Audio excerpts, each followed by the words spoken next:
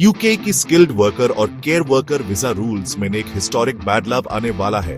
The 22 of July 2025 से कौन से रूल्स लागू हो रहे हैं और इसका आप पर क्या असर हो सकता है, चलिए पता लगाते हैं।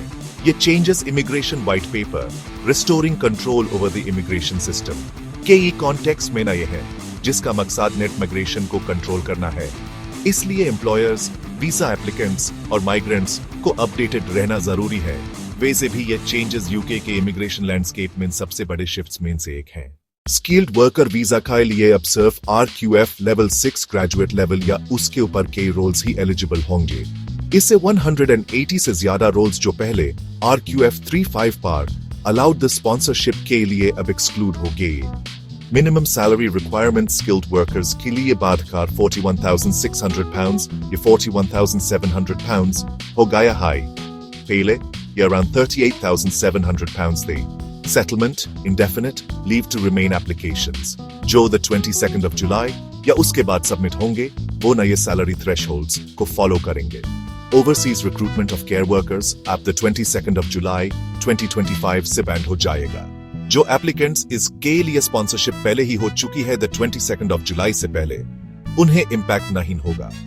स्किल्ड वर्कर्स अब सिर्फ RQF लेवल 6 रोल्स या इमिग्रेशन सैलरी लिस्ट के रोल्स में ही सप्लीमेंट्री एम्प्लॉयमेंट ले सकेंगे। पहले यूके में होने वाली रोल्स ट्रांजिशनल एक्सेप्शंस अप्लाई करते रहेगी। अगर certificate of sponsorship QS the 22 of July 2025 से पहले इश्यू हुआ है या एप्लीकेशन भी उससे पहले सबमिट हुई है, तो वो द 21 of July के रूल्स के हिसाब से डील की जाएगी। Employers, technician level, administrative, customer service well roles mine hiring par rock ya restriction a gaya high. Immediate recruitment strategy revision karo. Visa applicants, RQF level 6 KE graduate level jobs ya higher salary thresholds fulfill karna hoga. Care sector, social care roles ab overseas hiring ke liye banned ho rakhe gaye hain. Families and migrants, supplementary jobs mine flexibility kam ho gayi high.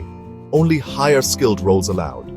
Transitional applicants, आगा आपका course the 4th of April 2024 से पहले issue हुआ था, to transitional rules आप पर apply हो सकती हैं। Extensions के लिए still eligible हो सकते हैं।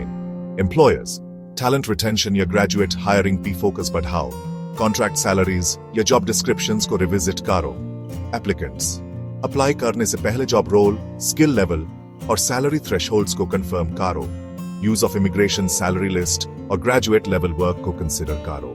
To year the 22 of July 2025 से आने वाले major UK immigration rule changes।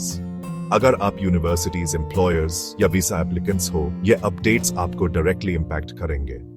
अगर वीडियो के इस टॉपिक पे और deep dive चाहिए, like settlement implications, specific sector impacts या case examples, feel free comment करना। और अगर helpful लगा हो तो like share करना ना भूलें।